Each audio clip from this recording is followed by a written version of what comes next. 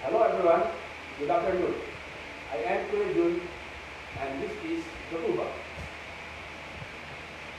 The last piece that I did play was the Belzebu, an air-bearing solo for the tuba. That was the very first tuba solo.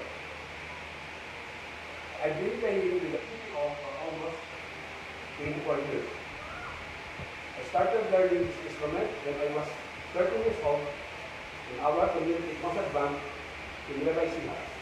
The Cabiao Youth Concert Band established in 1988. I studied at the University of the Philippines College of Music, where I earned my Bachelor of Music degree, major in tuba, and Master of Music at the Philippine Women's University School of Music, and pursuing my PhD program, pero nakabigyan mo yan sa ating kalagayan. Today, I will talk to you about the tuba, belonging to the bass family. It is an aerophone instrument. What is an aerophone? Based on Carl Sachs musical instrument classification, it is a musical instrument that produces sound primarily by causing the body of air to vibrate. The tuba sound is produced by vibrating, buzzing the lips into a large cup mouthpiece, something like this. So, ibig sabihin, ang paggawa ng musika, ang initial reaction, yung music making ay nagsisimula sa vibration through the mouthpiece. So, lumalabas, ang ating instrumento ay nagsisilbing amplifier na minomodify niya, pinalalaki ang tunog ng instrumento. The tuba, as we all know, is a big instrument. It is the lowest pitch musical instrument, the biggest, but the youngest member of the brass family. A person who plays the tuba is known as tubaist or tubist, or simply tuba player, depending on the country. The tuba is an instrument for which there was a demand long before its origin. First appeared in the mid-19th century, making it one of the newer instruments in the modern-day orchestra and concert band. It largely replaced the pocket light. I will explain about pocket light later on. Various inventors sought to fill the desire of composers, bandmasters, and orchestra conductors for an instrument that would supply the bottom end, especially in the days when the orchestra were growing exponentially in size.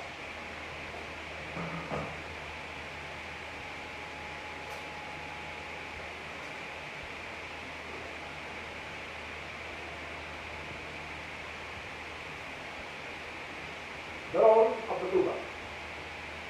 The tuba serves as the base of the orchestral brass section, and it can reinforce the bass voices of strings and woodwind. But sometimes it plays some of the canto or exposed line like such melody within the orchestra, or sometimes sound effect, or very special tone color of this instrument. The sound of the tuba is also used as background in some cartoon series in the US, and a sound effect in the Hollywood movies like The Joke, composed by John Miller.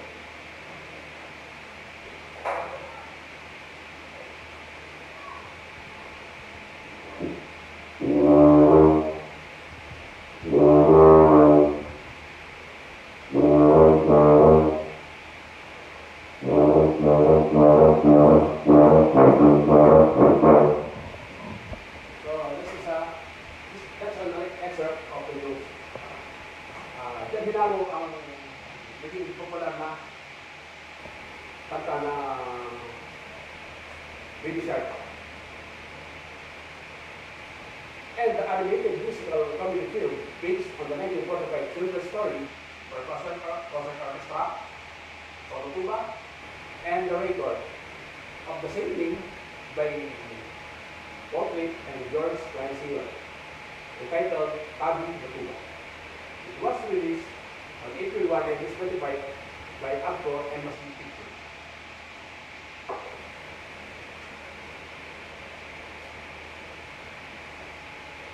Here is an excerpt of Tabi the Tuba.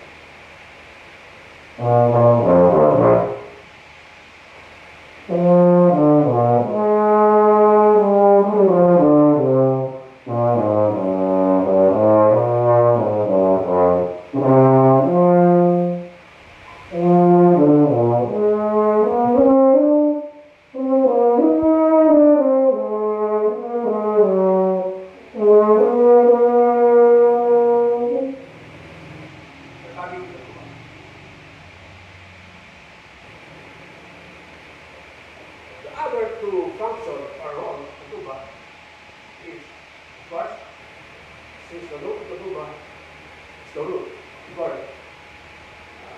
it is the harmonic foundation and the rhythmic foundation, together with the percussion section.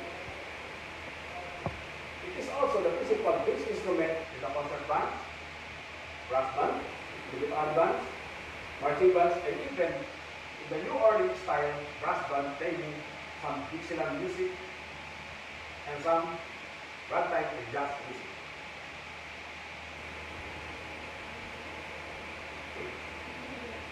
In the beginning of the 20th century, it also became a solo instrument through the initiative of the great teachers and performers like Calvin Phillips, Arnold Jacobs, who co-founded the Tubist Universal Brotherhood Association, and it is now the International Tuba Euphonium Association, and the tuba soloist and maestro from the US, Roger Bobo.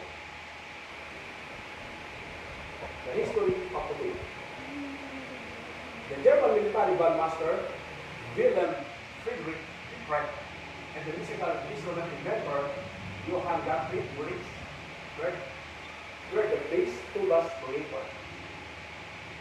Crucial patent number 19 was granted to Utrecht and Moritz on September 12, 1835 for this tuba that is free in act. The original Utrecht and Moritz instrument used 5 valves of the Berliner Kumpel type that were the forerunner of the modern piston valve. This is the piston valve of the modern tuba. So, mas detalyado sa ngayon compared sa unang labas of the first invention.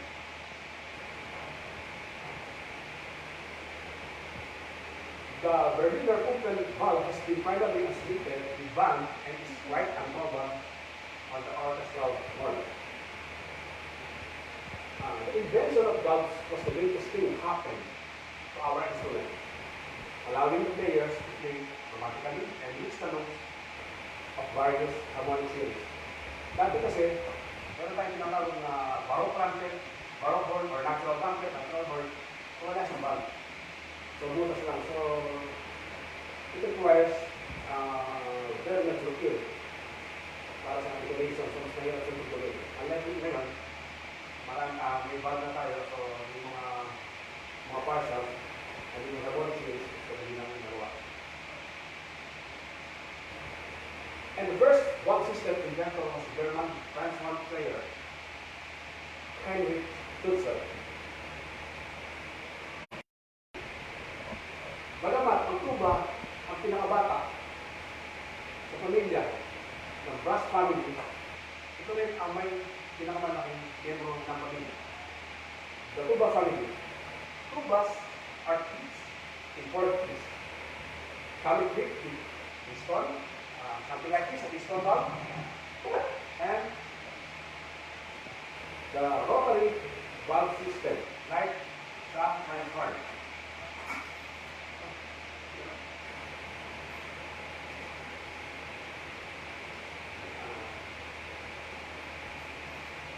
Okay. The first member of the family is the lower B-flat tuba, or B-flat tuba. The most popular of all of the models found in program and in all marching bands here in the Philippines. So lahat kami, we started from with lap tuba, which is common here in our country. This tuba is a good starting key for the beginner, especially for trumpet band and marching band.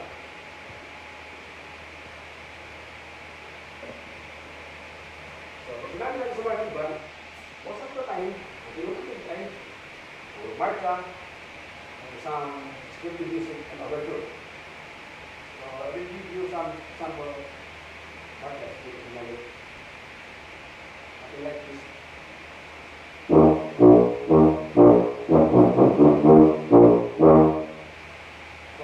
dito na ang function ng tuba or yung bass sa banda. So, ang tawag nila sa Amerika ay umpa, umpa, umpa. So, nire-represent na ang ritmo or puso ng sa puso. And then sometimes, tumutugtog din ang tuba ng mga interludes or some obligato or exposed part together with the other low bass family members.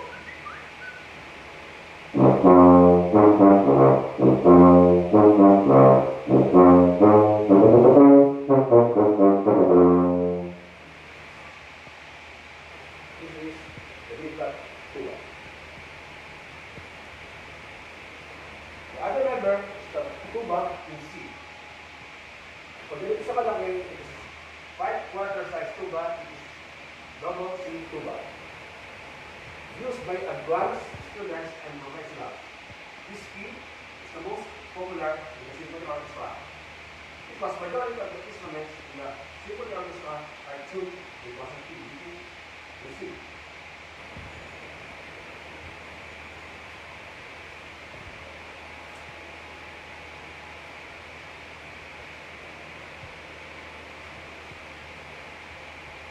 And we play excerpt using double C tuba.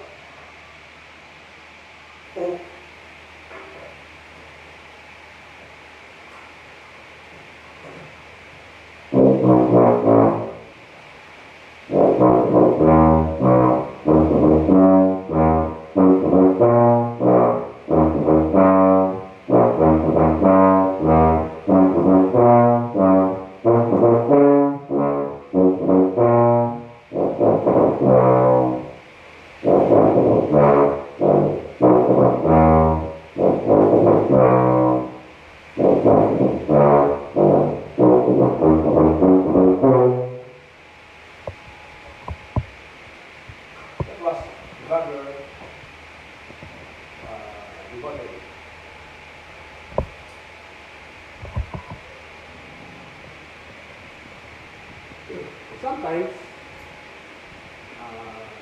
in some modern position like there's an exposed tuba solo. And doing that on double C tuba.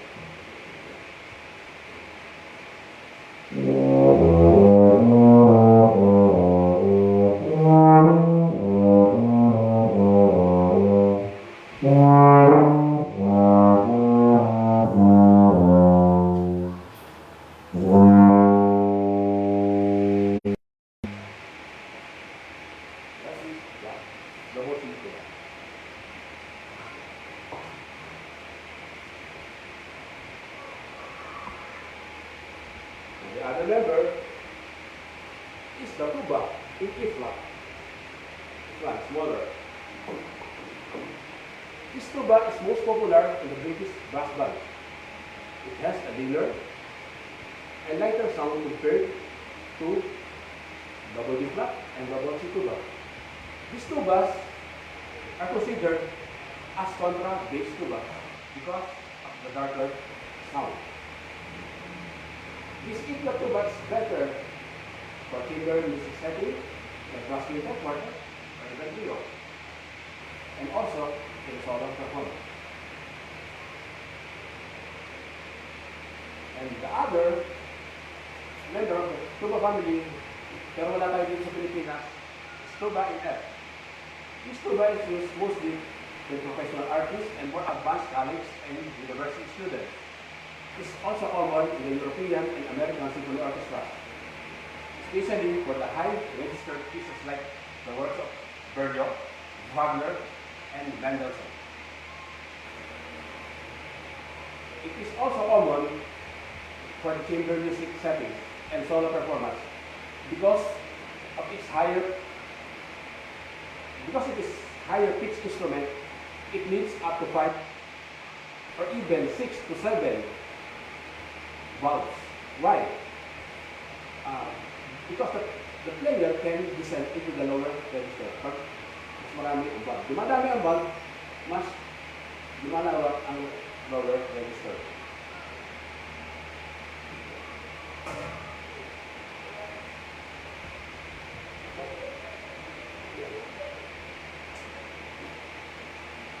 Medyo mainit mo ngayon. Nakakadrive. So, I will play some excerpts ng YouTube sa S-tuba. So, dahil E-flat tuba lang may available ako, so sa E-flat tuba ko gagawin.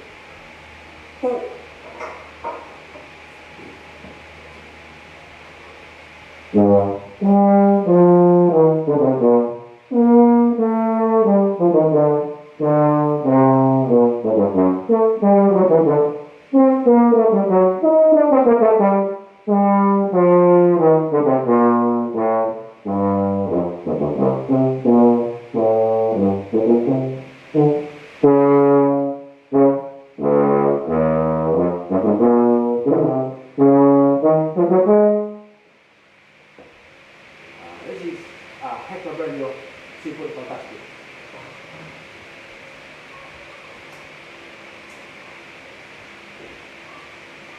And the other tuba excerpt na in demand sa mga auditions na nasa high register.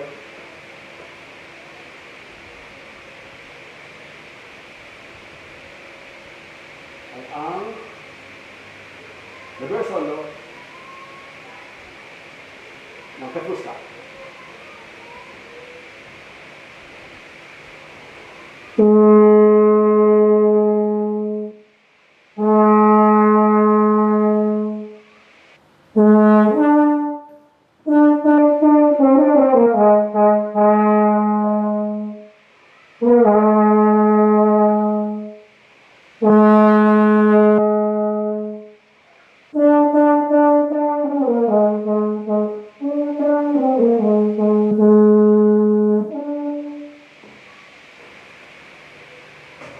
Ang tanong, ang mga high register pieces ba ay pwede yung tugtugin sa B-flat tuba?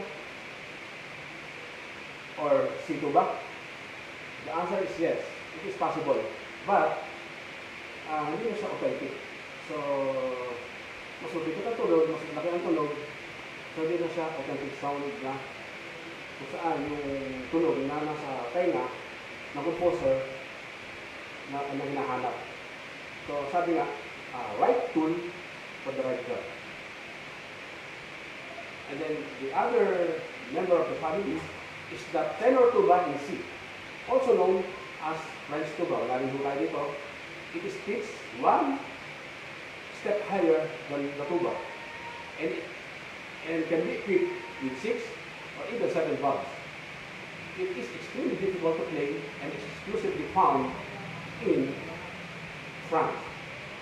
But this instrument is now obsolete. So, hindi daw sa exist. Maliban na lang mayroong mga nakakakolekta yung mga period instrument na ginagamit sa mga left baroque o Atlantic sound.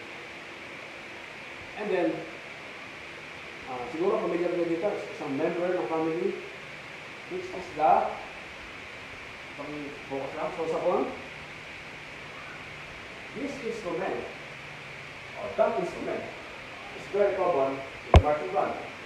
Created around 1893 by J.W. Pepper at the direction of the American bandmaster, the great John Philip Sousa, where this instrument was named after him.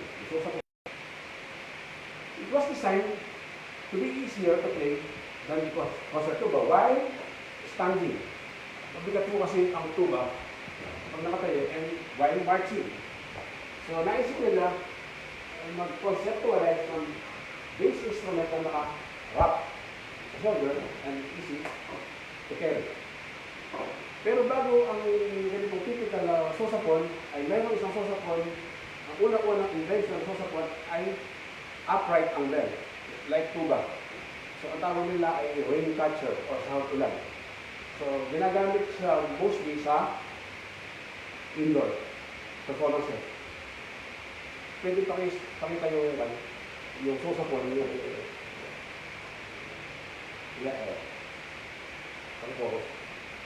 So, that is the original sousaphone.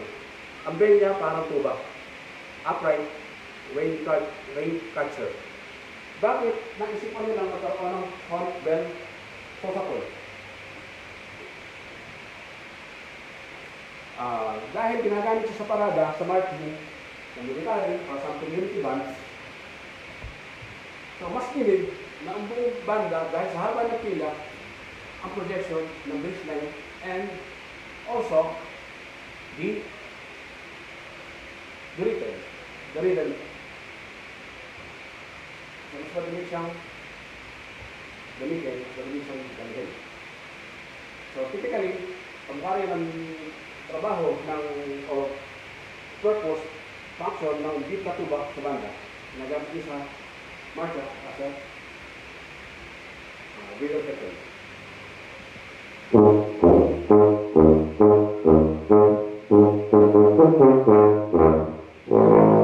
Mas malalim ang tunog niya dahil mas malaki at mas maraming tubo. And ito rin ginagamit sa mga jazz band before, like in New Orleans. So ginagamit siya as baseline, bass instrument, before parang invento ang bass guitar. So ito, dahil mas malakas ito kumpara sa upright double bass, upright bass. So pwede rin siya sa mga jazz or parallel.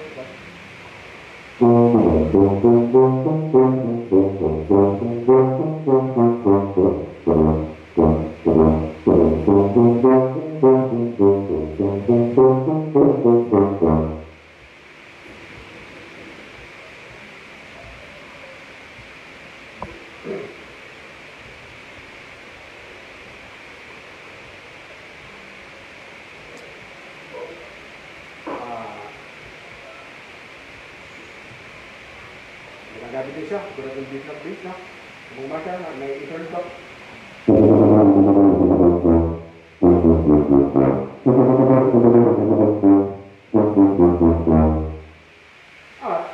Nakakatugtog din siya ng melody. So, August 23 ngayon, 8 weeks to go, bare month na. So, una ko na si Joe Marichan.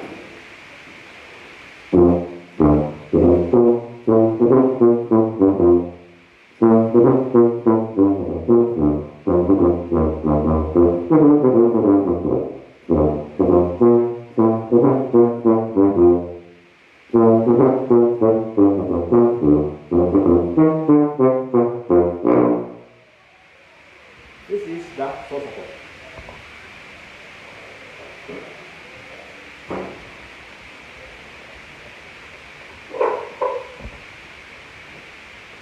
Okay. There is an extended family. Ito, literally, kapamilya talaga ng tuba. Hindi sa kapamilya ng trombone. This is the euphonium. It is a medium size with 3 or 4 valves. Ito, 3 valves lang to. Conical bore and tenor voice brass. It derives from the word euphonous, an ancient Greek word, meaning well-sounding or sweet voice. You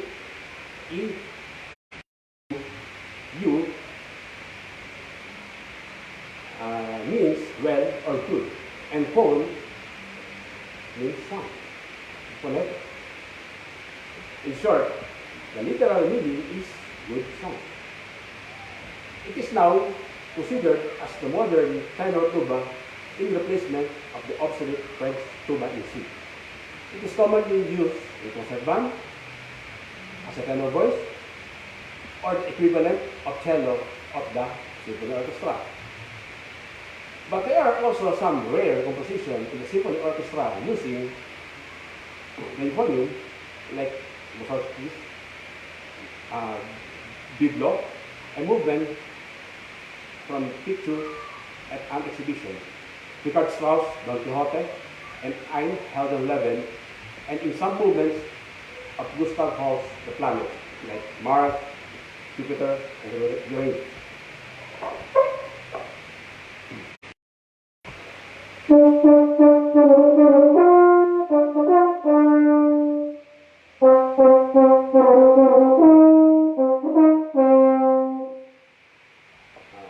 From movement Mercury. Mars, sorry, Mars.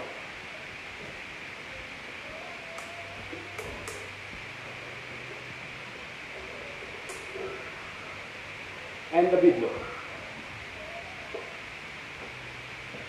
Euphonium na rin ang gumagawa ng Byblo ngayon because of its high range. Or sometimes F-tuba.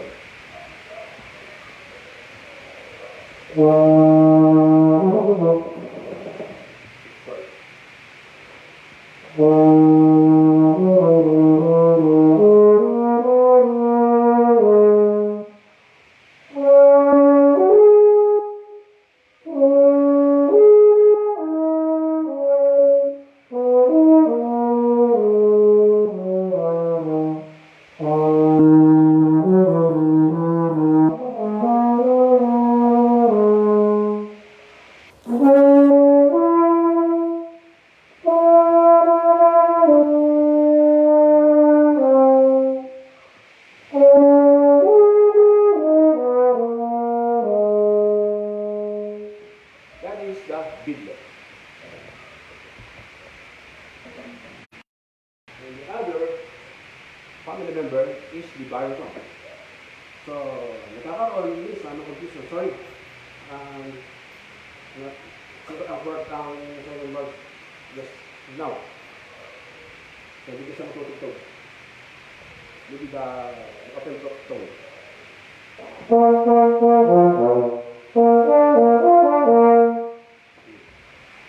The baritone. The main difference between baritone and euphonium is the bore size.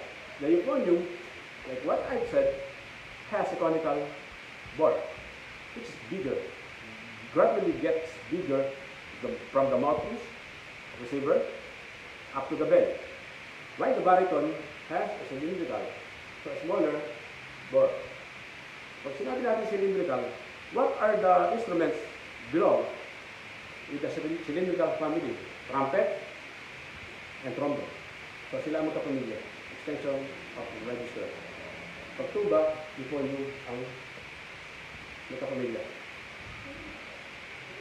Cylindrical, it maintains a consistent bore size throughout the major portion of the instrument, which means it has a brighter sound. And even the mouthpiece na ginagamit sa euphonium ay magkaiba rin. So nakasanayan natin dito sa Pilipinas kung ano ang gamit kasi mayroong mga nagdo-double, mga doubler, mga trombone player na nagbabaritone. Nakasanayan na ang mouthpiece ng trombone at baritone ay isa lang ginagamit. Pero in real life, ang mouthpiece ng baritone is deeper and larger than the trombone.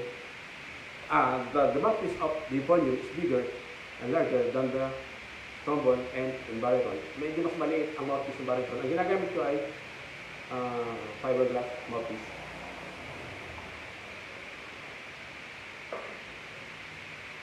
And additional information, para lang for clarification, idinagdag ko na rin ang Wagner tuba. Ayan, papaliwanag ko na sa aking kaibigan na si Maestro Neptali Villanueva about the Wagner tuba. Napagkamali ng Wagner tuba, this is called German euphonium, German baritone. This one. The Wagner tuba is an infrequently used brass instrument that combines the tonal element of both the French horn and the trombone. The Wagner tuba has been used since 19th century and still standard today, especially in Germany. Lalo na sa Beirut Festival. The Wagner tuba was originally created for Richard Wagner opera, yung The Ring Cycle. He composed and published scores using this instrument. That's why it was named also after him. Definitely, ang Wagner tuba ay hindi po tuba player ang gumagamit. Ang Wagner tuba ay ang gumagamit po ng Wagner tuba ay French horn player. It belongs to the French horn family. Sila po ang gumagamit. Nagkataon na, ito kasi right-handed, the baritone.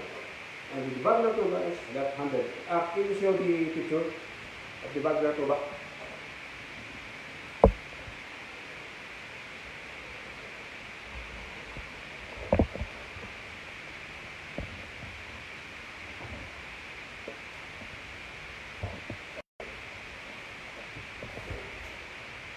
And then additional information, since mayroon silang pamilya, mayroon silang ancestor.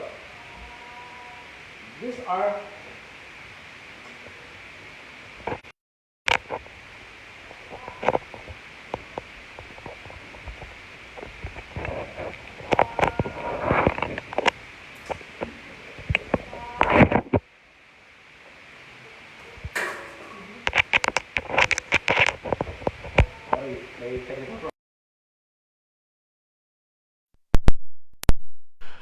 these are the ancestors of tuba. The serpent. Can you show the serpent?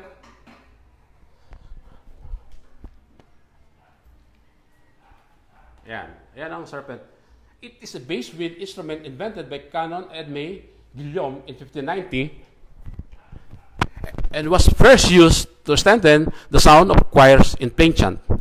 And a distant ancestor of the tuba with mouthpiece like a brass instrument para mouthpiece ng trombone, but the keys or the side holes like woodwind. It is usually a long cone bent into snake-like shape, where its name came from. Serpent means large snake. So kung mga bata, kung aware kayo dati, mga 90s or 80s, si Serpentina, yung may asa ulo. So serpent means snake. And the other ancestor before nagkaroon ng modern tuba ay ang ophicleide. It was invented in 1817 and patented in 1821 by French instrument maker Jean Aste as an extension of the keyed bugle. It replaced the Renaissance serpent. Berlioz famously wrote for the ophicleide in his composition, like Symphony Fantastic and the opera Benvenuto Cellini. Ang intention nila, ang tone color na nasa isip or nasa utak ni Berlioz during that time, serpent. Can you show the serpent? So kaya ganoon kataas ang range. And even the tone color is very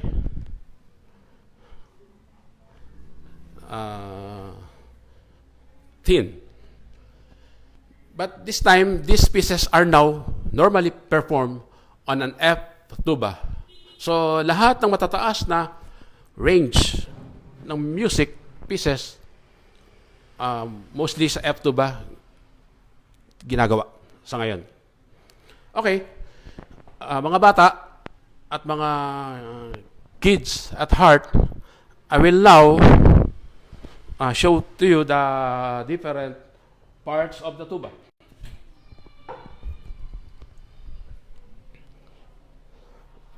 So, okay.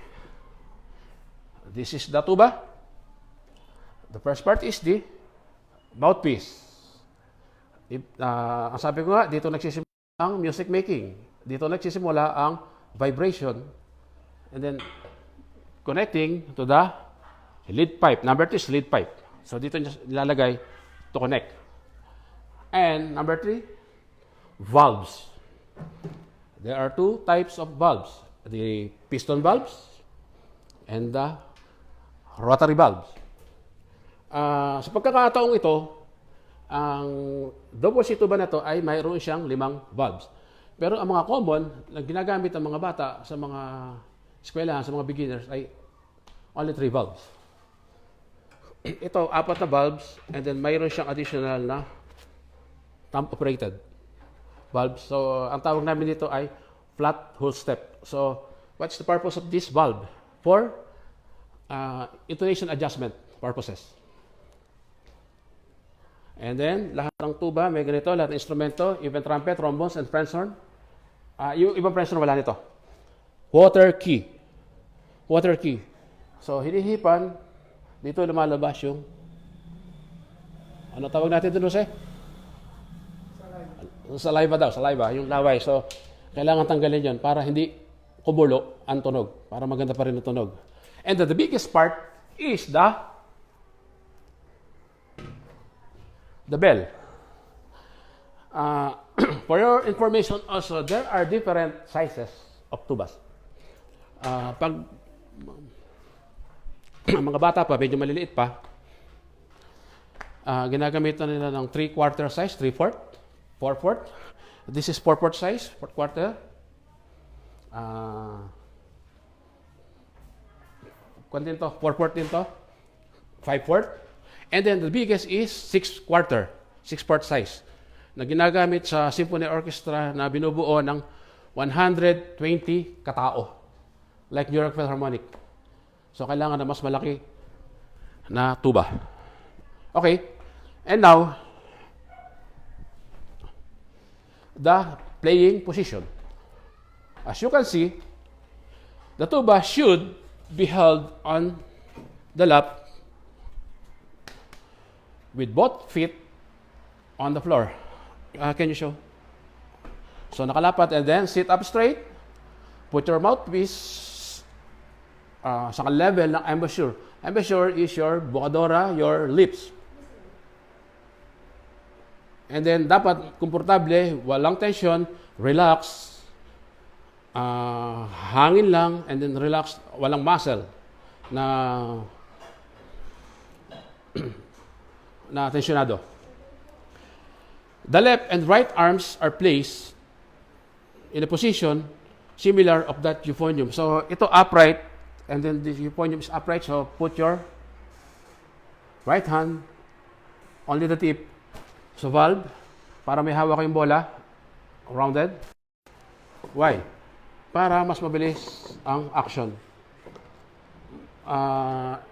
Iniiwasan natin na meron kasing tumutugtog na nandito, nasa middle. So, buto. So, ibig sabihin, pag gano'n, pag naka-encounter tayo ng mga running passages, so mabagal ang reflexes, mabagal ang action. So, dito lang talaga, mas magaan. And then, the left hand, so, in support. In support sa buong katawan ng instrumento. But sometimes, I'm pulling some tuning slides. Kasi walang perfecto intonation, so you have to adjust. So, lahat ng paraan gagawin mo para makahabol sa tono, sa apinasyon. Especially the tuba. Considered as bass instrument, so we must be in tune always because the whole ensemble is following us. Tayo ang root. And then, may tuba naman na front action, like this. So, ganun din, same position, pero iba naman. Ang nakayakap ay ang right hand. Diretso sa piston valve. And then, support pa rin. Laging suporta ang left hand. And then, tulad ng nakasanayan ko, I'm always pulling some tuning slides to adjust. So, sa mga kapwa ko tuba players and some other musicians, so make sure na ang instrumento nyo talagang working properly.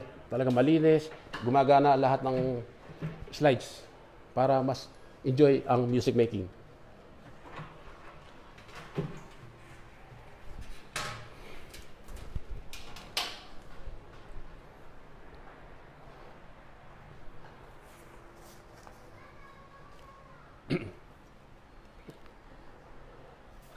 Okay? So, marami rin nagagawa ang tuba. It's like trumpet, tanging, single, double, triple. So may mga advanced technique na rin na nagagawa ng tuba, legato, common, platter tanging, and octaves, multiphonics, and then animal sound. What animal sound we can create with tuba playing? I will try. Pwede ko tanggalin.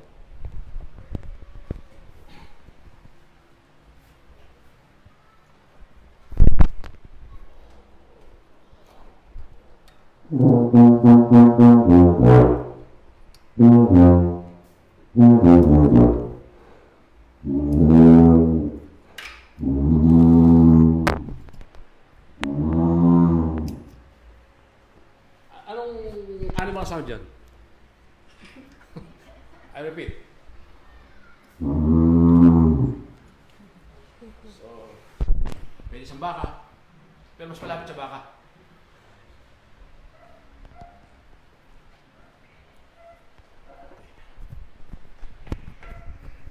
So, different type of music or pieces or genre na pwedeng tugtugin ng tuba. Of course, classical. Although, the tuba was invented in the mid 19th century, which is romantic period. So, popular music, jazz. So, ito, especially the saxophone, ito ang kauna-unahang bass instrument na ginamit ng mga jazzer sa New Orleans. And even today, siya pa rin ang ginagamit nila, bass voice ng mga jazz group nila. Funk, ginagamit din sila. So, sige, tutugtugan ko kayo ng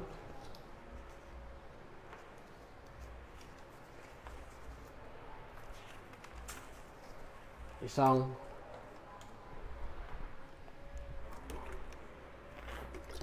popular music. Ito lang. So, siyempre, basically, ginagamit to as a rhythm section. Part of written.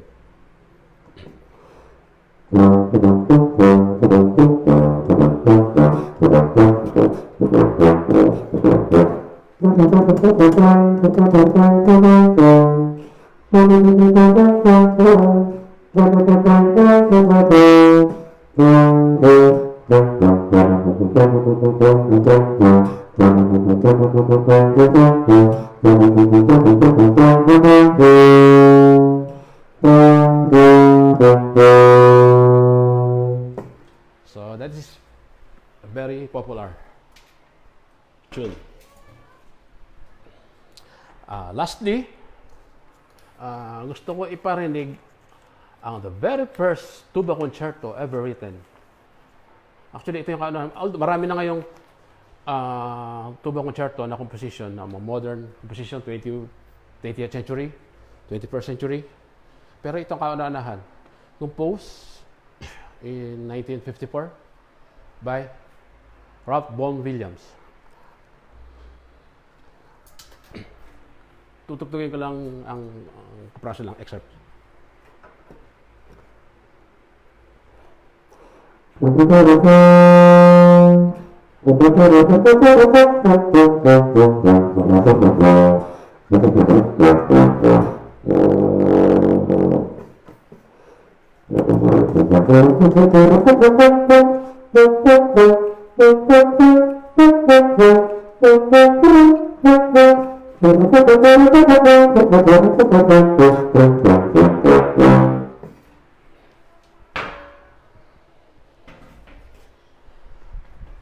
So I think that is enough for this afternoon session about the tuba and its family. I hope you enjoyed this afternoon session, and we invite you to listen to the next week's session on Sunday, August 30, 2020, at the same time, 4 o'clock in the afternoon. Goodbye, everybody. Bye-bye.